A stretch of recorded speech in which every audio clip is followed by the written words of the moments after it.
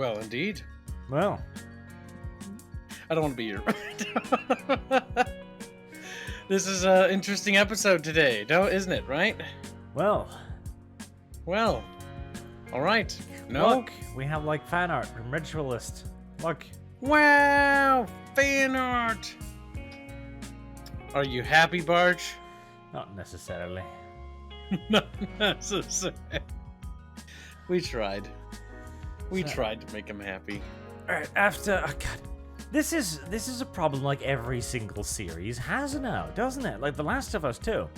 We've wasted so much time on pointless garbage that when it comes to the final episode, nothing satisfying happens. Like, there's a little bit of a fight, you know. Side character stunt double fights his way out of his bonds. Suddenly his blaster works pretty gosh darn well against Mandalorian armor. Grogu somehow sneaks into the base. God only knows how that happened.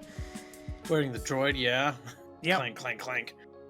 The Mandalorians, who seconds ago got their asses kicked, are now back in full force and fairly easily defeat the Imperial toys. And then they crash their ship into the Imperial base, and thus Mandalore is reclaimed. You just basically summarized today's entire episode. Well, guys, it was a great ArchCast. We'll see you in the next one. And the worst part about all this, right, is all this stuff happens. It sounds like there's a lot of story progression here on the surface. But you're kind of just left feeling like it wasn't, like, terrible. And the action was kind of fun to watch, but, like, it was just, it felt you were leaving with a feeling of apathy. Like, at the end of the day, when this episode ended, I had to ask myself, like, why did this season exist? Like, what was the purpose of this? Like, it felt like it was just sort of like, the guy that you thought was dead isn't dead, and now he's dead. It's like, okay, so that was like, so it was like a, you know, we killed him now, so we sort of just dragged out the time a little bit longer here. Well, this season only existed to establish Wumexen as the leaders of the Mandalorians. Literally, that is the only reason why this season existed, because it is the only thing that this season achieved. It was to establish Wumexen as the boss Mandalorian. I mean, Pedro Pascal's action double here, he did nothing. Like, he went to Mandalore, he had a quick dip in the waters, and thereafter he's been side character. Yeah, he hasn't done anything.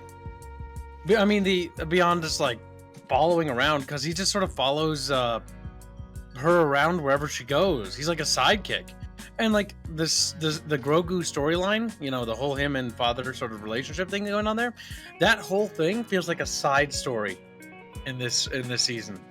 It felt like they were not at all the important characters or the main characters here. I did quite like the part though where they were like, okay, so Grogu's clearly retarded. Like, he literally can't speak. We can't make him a Mandalorian. And side character is like, but what if his parents let him be a Mandalorian? Like, well, that's different, but, you know, do you see any green goblins around here? No. Alright, so now what you gonna do? Well, he's mine now. Okay. He's like, alright, fair enough. Like, I take him as my own. I claim this child. This child is mine now. And she looks around the room like, well, nobody objects to this? Yep. She's like, oh, okay. I do quite like that part of Mandalorian culture. Like, they'll just take random children and go like, you, what? Mine now. You're my child. Come with me, child. Okay. You are going to be my apprentice. I'm going to train you to be a Mandalorian too. And that's kind of how today's episode ends too. Like, he's settled down. He's going to do some contracts for the oh, New yeah, Republic that's as a right. private He's contractor. back to being a bounty hunter now. Like, yeah, Jesus they reset Christ. the story. We have emerged back at the beginning of season 1. We've gone full circle. Arch was so apathetic about today's episode. He's like, wait, that's what happened today? Oh, at least he's got a house now. Okay, so side character has a little house where he can sit on the porch and watch Grogu torture living creatures every day. Yes, which he does do. There's like a little frog, Eye frog, and he's like torturing it. And the frog's like, it looks sad. It's like, help, I'm being tortured. And Mandalorian's like, yeah, well, it sucks to be a lesser being, doesn't it? Frog it does. thing. Until eventually Grogu dunks it into water and holds it down until the bubbles end. Yep, he starts singing a poem until the bubbles stop coming up. Little Frogman died that day. That's it was kind of dark, actually. It's just so... Oh, I am so apathetic. Because again, we called this basically at the beginning. Yes, Womexen is going to re-establish Mandalore. She has. Alright, but Mandalore plays no further part in the story, because the New Republic explodes, so don't need to worry about that. Mandalore is now going to be a peaceful community, because they are. They no longer have any of their old traditions, like Princess Muff? What was... Bo-Katan? No. Black dude. What? Moff Gideon? Gideon. There you go. Why are you saying princess? Oh my god, you confused the crap out of me. He's got a nice little tiara on his head, okay? Oh my god, yeah, he's got the little crown helmet. Yeah, that's weird. Yes. I didn't like that helmet. Because he grabs Womexen's and manhandles her and crushes the Darksaber, which is supposed to be the only reason why they follow her at all. But I bet you that's not going to be the case anymore. Because now they're going to be like, but she... Queen. My queen. Queen. Michael. So the whole Darksaber thing, like, okay, we've been chasing this thing for 2 seasons now. It was unceremoniously crushed. It's roll... Again, like, everything that's supposed to have weight just doesn't have it. Like, the re-establishment of Mandalore should be a fairly big deal, but because we know that nothing happens after this.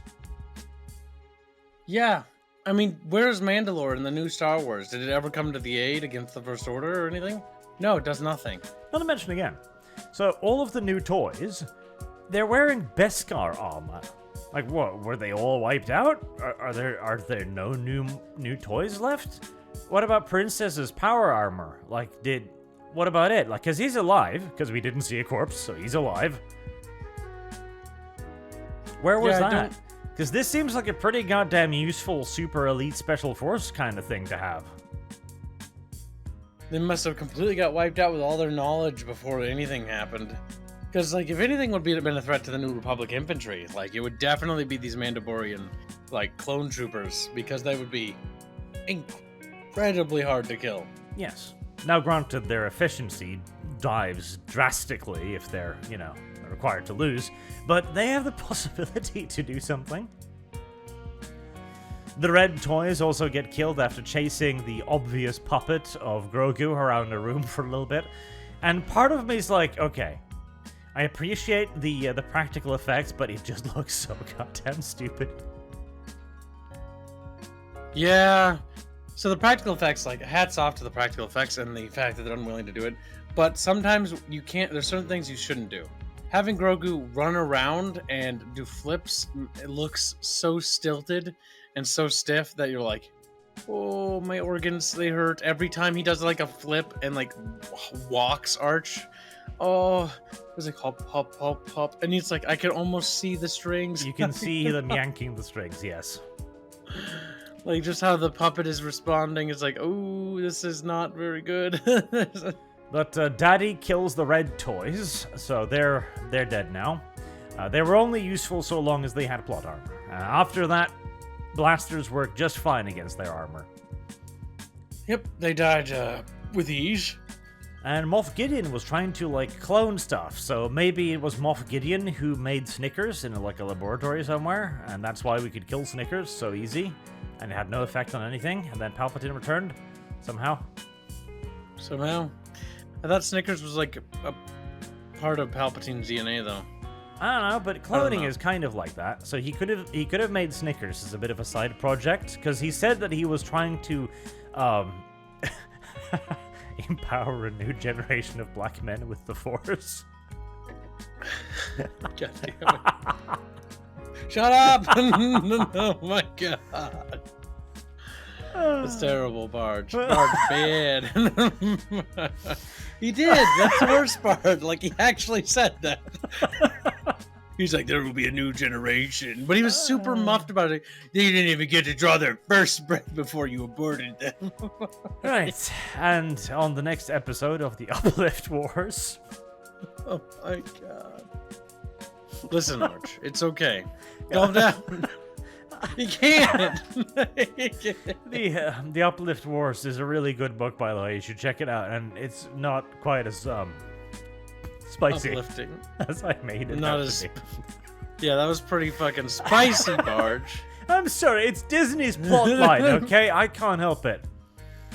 Yes, they were black, but that's besides the point. And they were going to be imbued with the Force. They're gonna be super black people.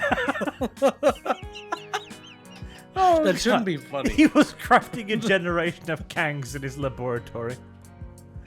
Unironically, they were kings. But listen, it's okay. The Mandalorian aborted them all.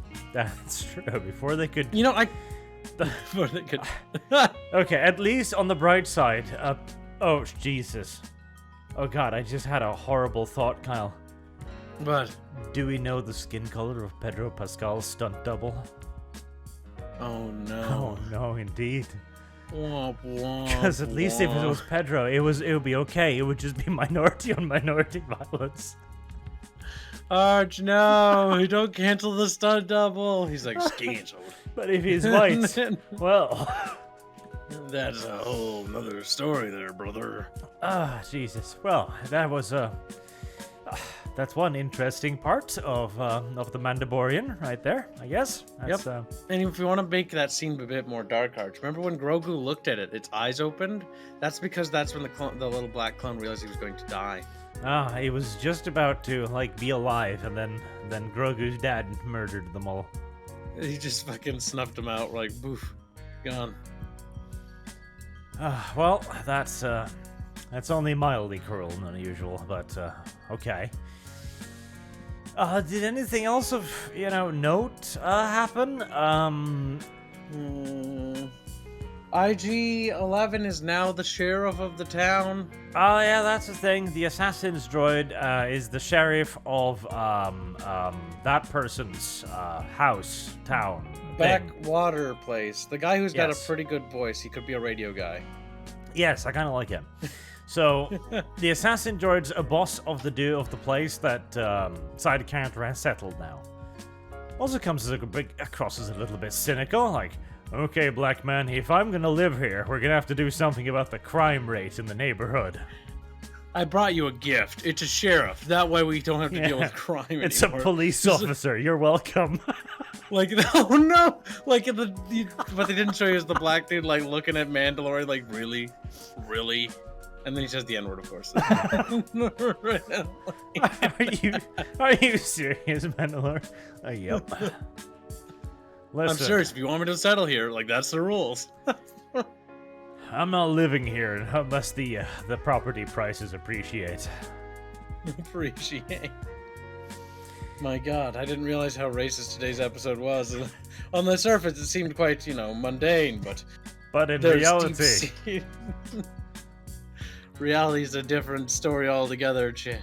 Oh my God. heavens. Well, there you go. That's the final episode of The Mandalorian.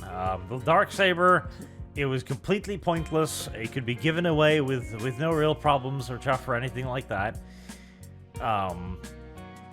Pedro Pascal's side character, stunt double Action Man, has a house now, which is cute.